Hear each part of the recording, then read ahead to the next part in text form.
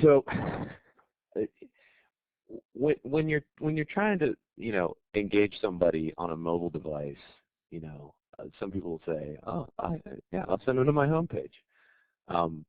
Yeah, like I said here, this is your chance to either drive them completely nuts or be the voice of clarity and reason in a moment of chaos and disorder. This is your chance to do something that will impress them, but if you do it wrong, it will completely drive them batty. So remember and test where you're sending these people. If you have a QR code, you've gone to the trouble to secure a QR code, or you're setting up an SMS campaign, and you're sending them somewhere. These things are tied to a website. What website are they tied to, and have you viewed this website on a mobile phone? What does it look like? So here are two examples of just horrible user experiences on a mobile device. You can barely read the text.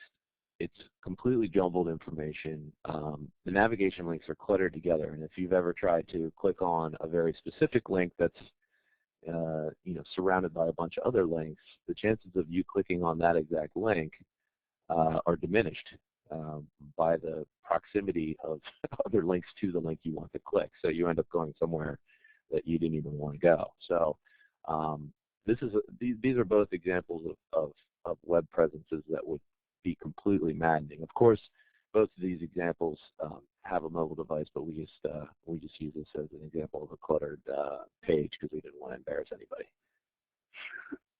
Yeah, we don't care if the Washington Post is on here. That's okay. Yeah, they'll get over it. A better idea is to create versions that are built for thumbs, built for fingertips. So this is a local jewelry shop here in Frederick, and on the right, on the iPad, is their actual website. And as you can see, through testing, we've determined that the website renders quite well on an iPad.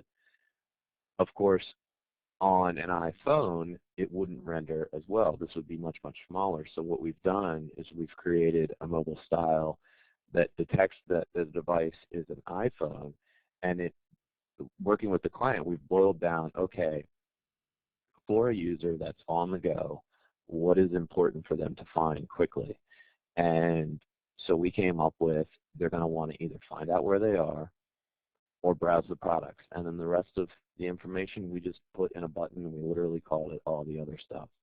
So as you can see, we're really boiling this down to the core information that we want people to find. The rest of it we've taken out. So this is the same site, different homepage based on the device that's being used.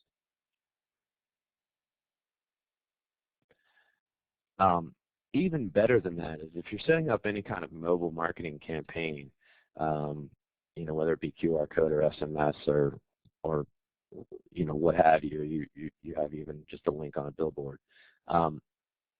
It's based on where they are and what they're looking at. It's probably a better idea, instead of just sending them to your homepage or a mobile version of your homepage, to actually send them to a page that is specific to why they are clicking. So, for example, in this case, we have the jewelry database, and what we're trying to do here is, through some efforts that they've had, they want people to go in and pick out their favorite piece of jewelry, so they send them directly to the database where they can search through the results.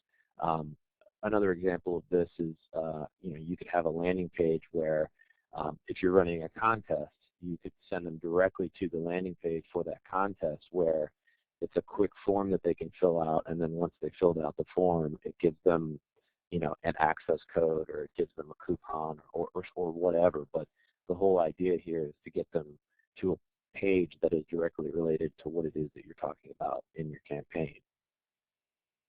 Yeah, I think this is a good example, too, showing the iPhone and the iPad next to each other, because I've sat down with a lot of clients who have a website, excuse me, like the one you're showing here, that it does work on the iPad. You don't need to create a specific version for the iPad. I know I've gone to websites that on my iPad, and they take me to a mobile version, and it's like you know, I don't want this. I actually want the full website. As long as it's not a complete mess, and, you know, newspaper sites are a great example of tons of links. It's usually fine on the iPad, but on the iPhone, that same screen wouldn't work. So you really have to take it device by device, so to speak, to figure out what makes the most sense. And if you really want to get technical, a great thing to think about is, you know, the ideal clickable area on a mobile device is 44 by 44 pixels. So that's really the size of a thumbprint. So give your links room to breathe, and if they have room to breathe, you know, when you test them on an iPhone, then you're good to go. Just understand the clickable area that you need to sort of target. That's a good stat. We probably should have used that for our Yo Tweet This.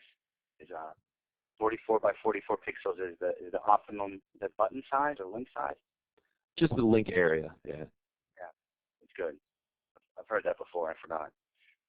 But this, our tweet this here is less is more on mobile. That you're not going to give them. You don't have to give them everything on your full website if you're making a mobile specific page. Give them exactly what they need and stop there. Of course, find out what they need. Don't try to guess, but try to find out what they need. Either ask them or look at your Google Analytics and just give them that much.